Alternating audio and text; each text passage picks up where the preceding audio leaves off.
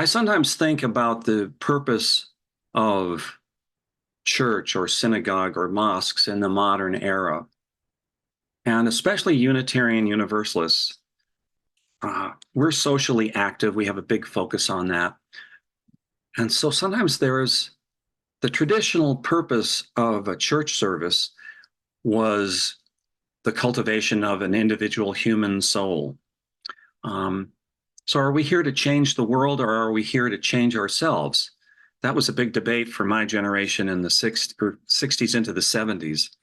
But we found out that that doesn't have to be an either or choice, because we change the world starting with ourselves.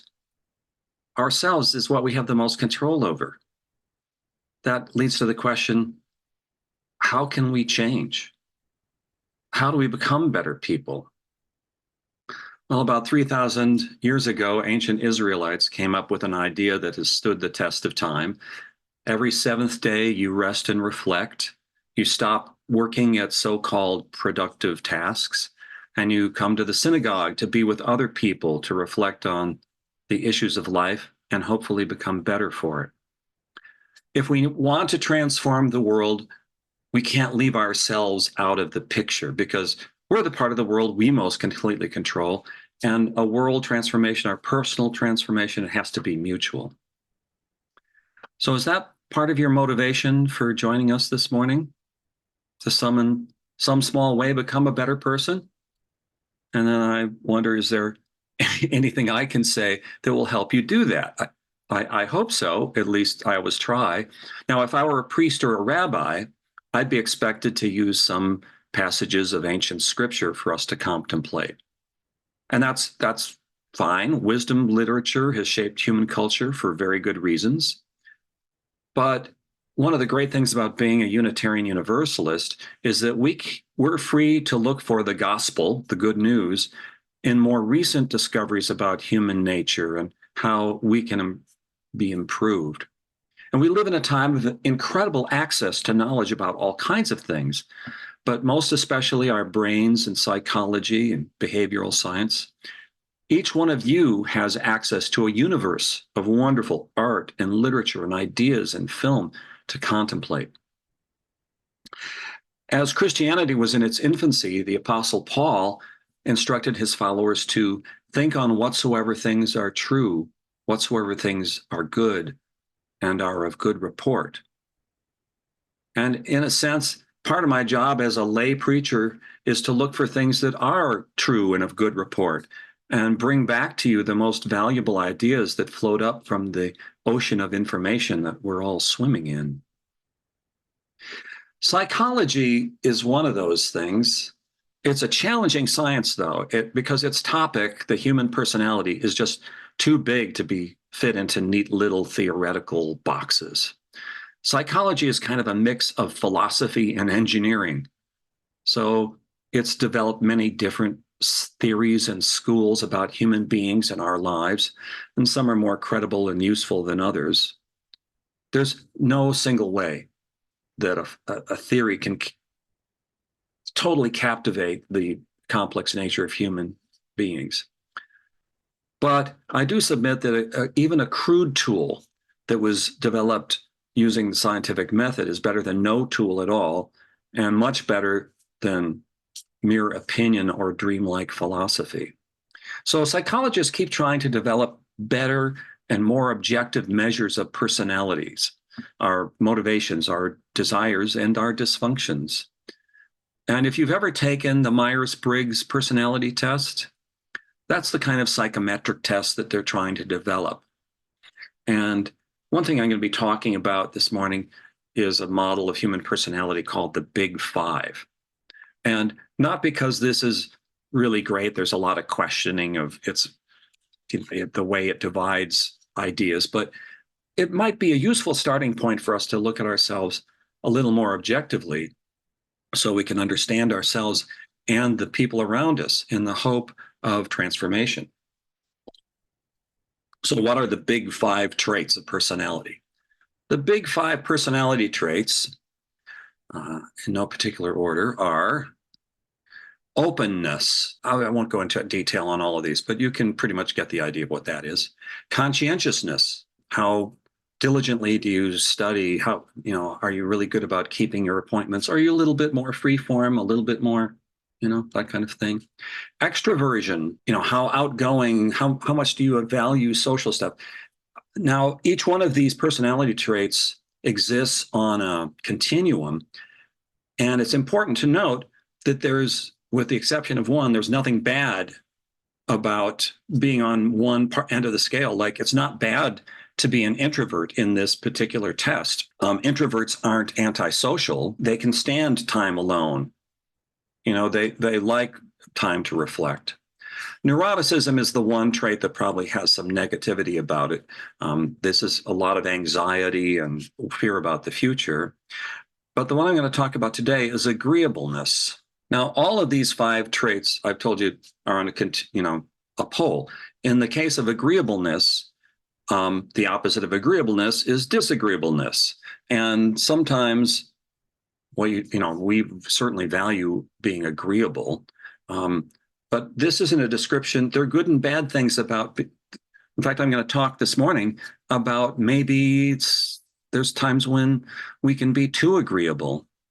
And sometimes disagreeable people are the ones who get things done because they're willing to be a little blunt about things.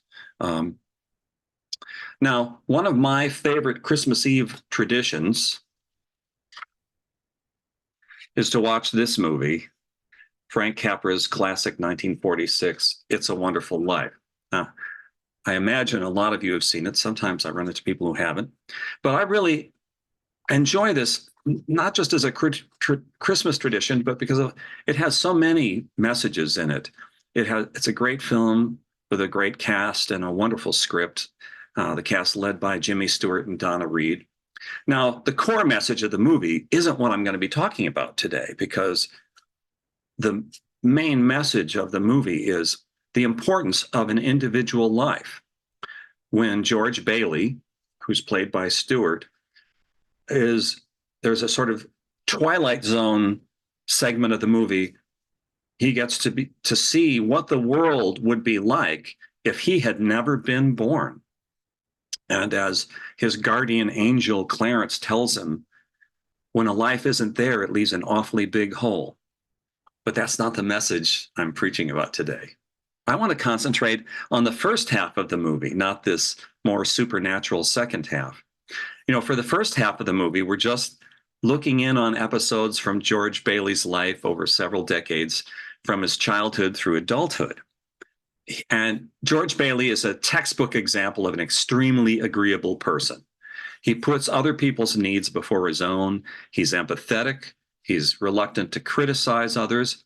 But the downside of his being so agreeable, we have to consider, it leads him to consider suicide. And what if there were no Clarence magically appearing to show him how important his life was? What if instead of Clarence, he was taken away from that bridge over the icy river to consult with Sigmund the therapist? Well, the therapist might ask him about all the dreams he had for himself that he deferred by putting other people's needs first. And there are a lot of episodes that show that George gives up a lot. In the beginning of the movie, over and over again, George expresses his desire to get away from Bedford Falls, the small town he grew up in, where his family runs a small building and loan. And he gets a big suitcase so he can travel all around the world and learn all the things he wants to learn, and then go to college and learn that, and then go out and build skyscrapers 100 stories high and bridges a mile long, very ambitious things. But instead, just as he's about to escape, his father dies from a stroke. And to save the Bailey building and loan, he gives up his dream of travel. And instead of going to college and then building huge things, he's stuck in Bedford Falls, building single-family homes and quibbling over the price of a length of pipe, which is what he said he didn't want to do. He gives the money that he saved for colleges to his younger brother so he can go to college, and they have a deal. George will work at the building and loan for 4 years while brother Harry goes to school, and then Harry will come back to the building and loan and run it while George goes to college. Then we have a scene where 4 years have elapsed. Harry comes back on a train from college, but oops, he has a new wife in tow who wants him to come back to her town to work in her father's business. And George is more than agreeable. He decides it would be best for his brother to let him to do that instead of keeping to the deal that he made.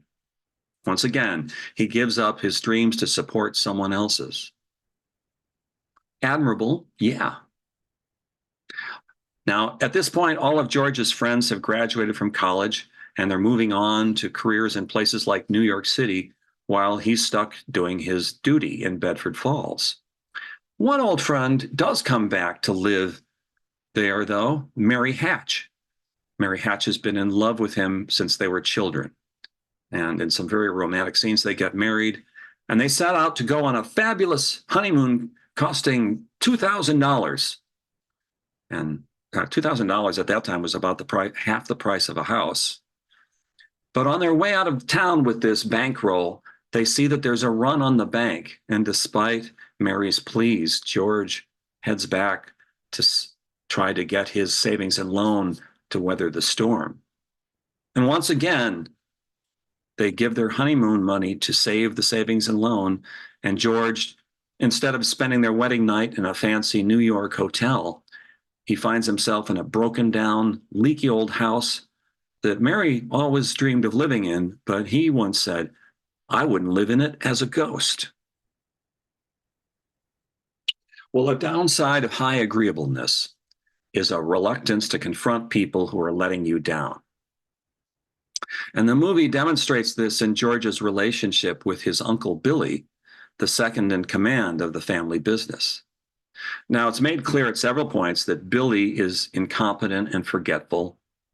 He even forgets to attend George's wedding. His nephew, he works with him every day, ties a string around his finger, but he forgets to go to the wedding, and George forgives him without even a mild rebuke. Uncle Billy isn't a good person to put in charge of thousands of dollars of cash.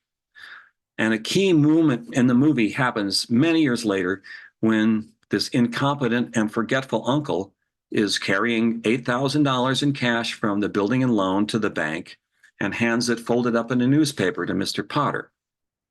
Well, I got to say, if I was carrying that much cash, I wouldn't even stop to talk to somebody before I got to the teller's window today. And $8,000 then is probably $80,000 in cash today, equivalent.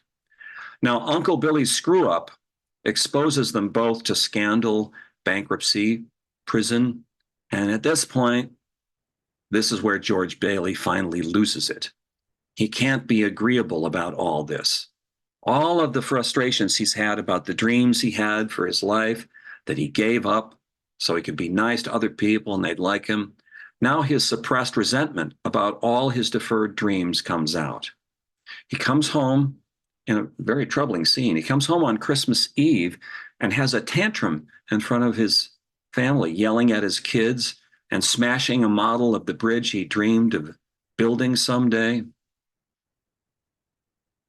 He can't come up with the $8,000. He has very little savings of his own.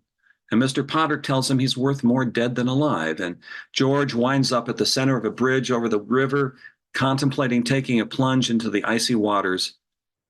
Just think about that. Think what that would do to his wife and 4 children. This is pretty dark for a Christmas movie, a bit of film noir leaking into a holiday classic.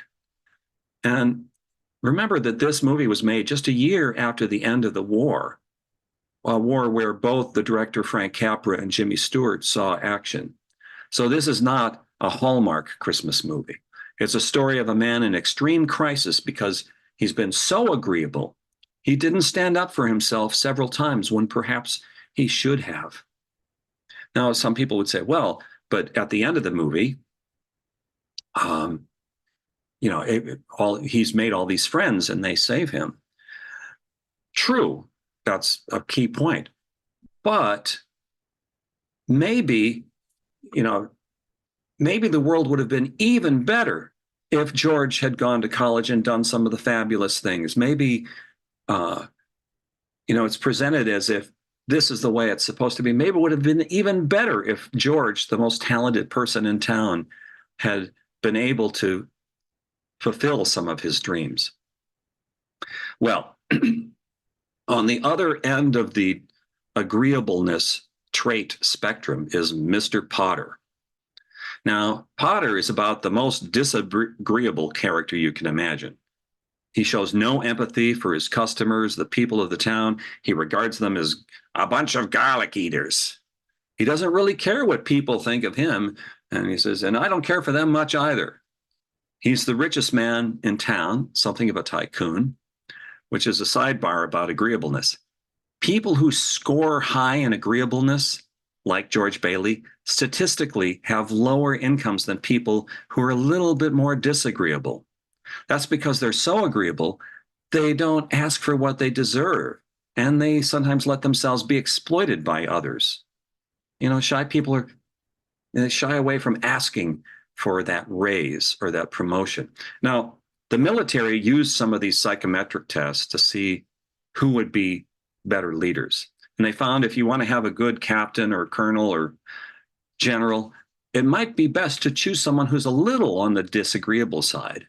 And George Patton comes to mind, but he also demonstrates, Patton got into trouble for being too disagreeable. If you're too far to that side, that doesn't work to your advantage, especially if your coworkers and neighbors see you as a villain, like the people of Bedford Falls saw Mr. Potter.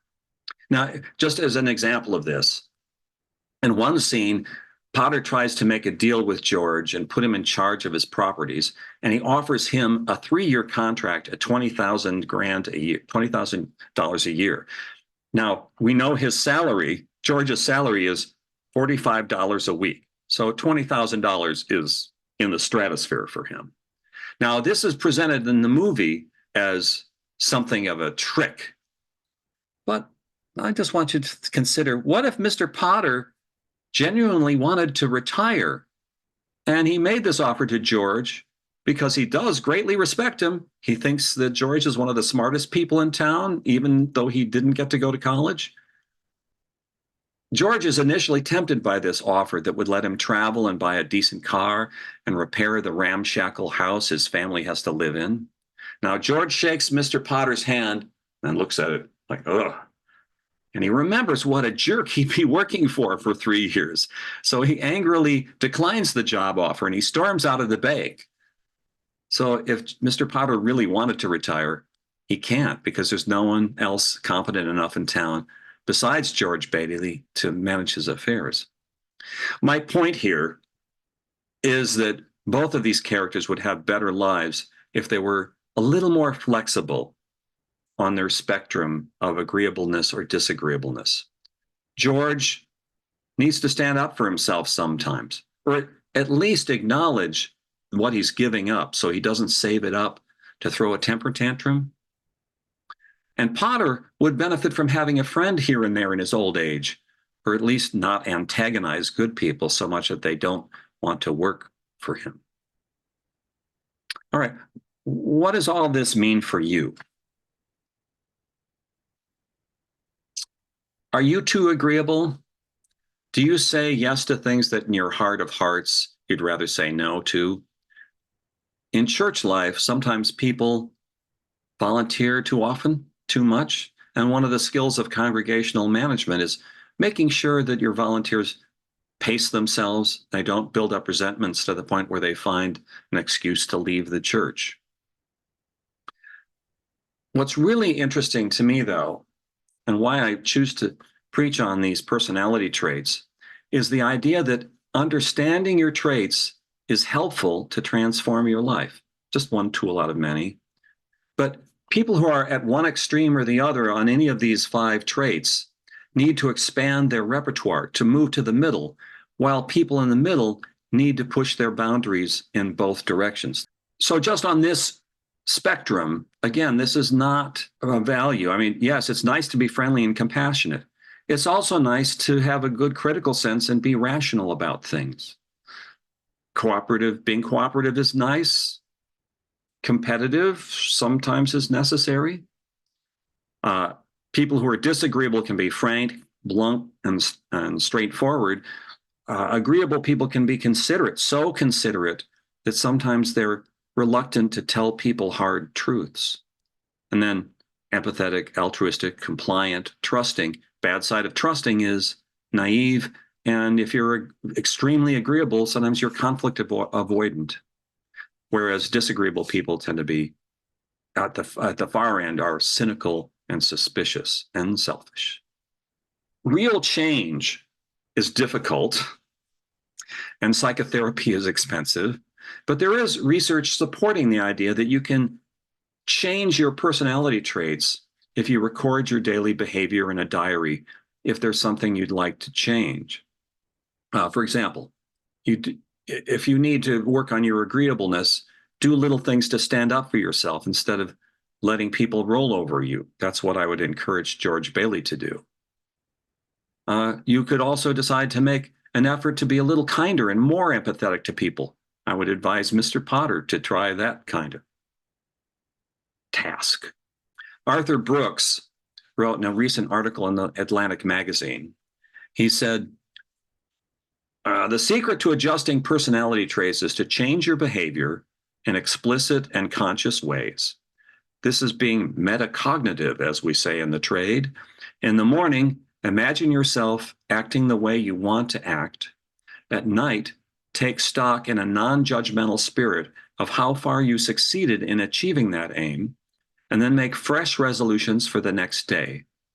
Here's the point is to see your personality as a project perpetually in progress, so always be working on it. End quote.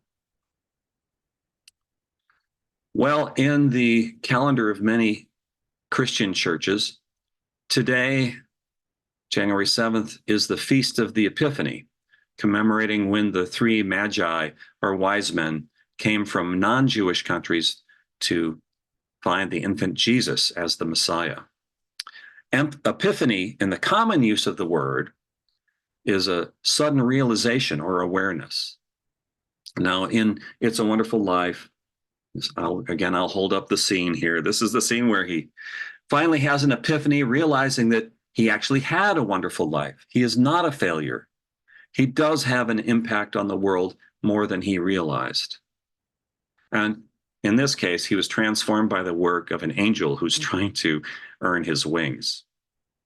But coming to such an epiphany for you, for me, calls for us to work without supernatural help. You know, we live in amazing times of danger and opportunity. We don't know what challenges and opportunities will come to us in 2024, but let's hold fast to the idea that the world can be transformed, and us along with it. May it be so.